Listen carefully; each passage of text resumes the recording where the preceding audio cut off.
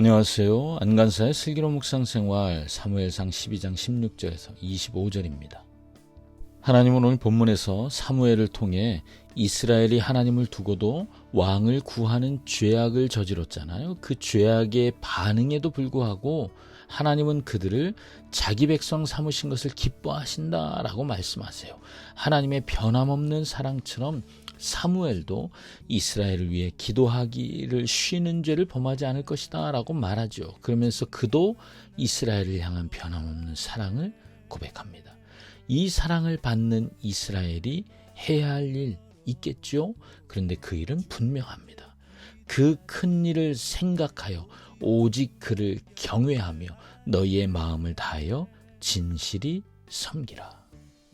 하나님이 오늘 이스라엘에게 반복해서 말씀하시는 것은 사울을 왕으로 받았는데 이제 너희가 하나님이 하신 일을 기억하고 돌아서지 말며 마음을 다해 하나님을 섬겨라 라고 말씀하십니다. 지금 그들은 하나님 앞에서 왕을 구하는 죄를 저지른 백성이에요. 하나님은 그들의 죄가 아니라 그들을 선택한 하나님의 사랑을 기억하고 계시는 거죠. 그리고 그 사랑이 변함없음을 분명히 보여주시는 거예요.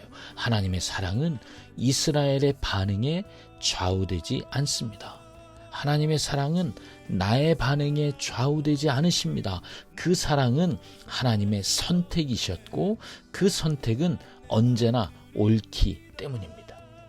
맞아요. 하나님이 나를 선택하신 것은 옳습니다. 나는 하나님의 옳은 선택으로 하나님의 자녀가 되었고 그 선택으로 하나님의 나라를 위해 부름받았습니다.